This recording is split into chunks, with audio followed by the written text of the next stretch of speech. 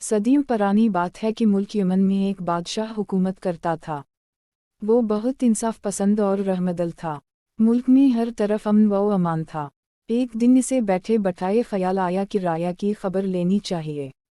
बस उसने ऐलान करवाया कि बादशाह को कोई ऐसी कहानी सुनाए जो उसने कभी न सुनी हो। जो ऐसी कहानी सुनाएगा इसे सोने का हाथी इनाम में दिया जाएगा। मुल्क में ऐलान होते ही लोग जौक दर जौक बादशाह को कहानी सुनाने की गर्ज से आने लगे। वो बड़ी मज़े मज़े की कहानियाँ सुनाते। बादशाह सलामत कहते, मैंने ये कहानी पहले सुनी हुई है। लोग थक हार कर लौट जाते। कहानी सुनाने वालों ने चिड़िया से बाज मरवाया, कभी कछुए को खरगोश से हरवाया, कभी दरख्त पर हाथी चढ़ा दिया, कभी मछली को सहरा में जिंदा करवाया, दिन को अलो और चमगादड़ की कहानियाँ सुनाई। लेकिन बादशाह सलामत हर एक को कहते, मैंने ये कहानी सुनी हुई है। आहिस्ता आहिस्ता लोग कम होने लगे। यमन के एक गांव में अरसलान नामी नौजवान रहता था।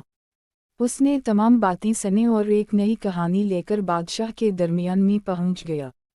हम भाई जवान, आप क्या कोई नई कहानी लेकर आए हो?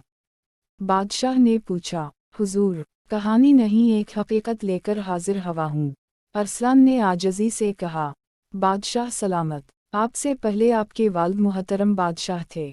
उनसे पहले आपके दादा हुजूर भी बहुत अजीम अलशान सल्तनत के मालिक थे।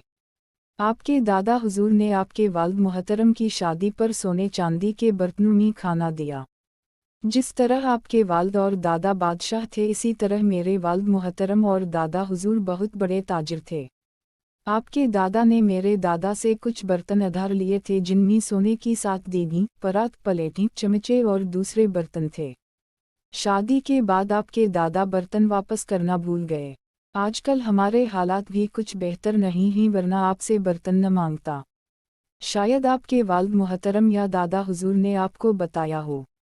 मैंने ये बात कभी नहीं सुनी।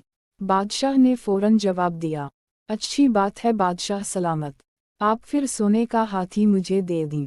बादशाह अरसलान की अक्लमंदी पर बहुत खुश हुआ।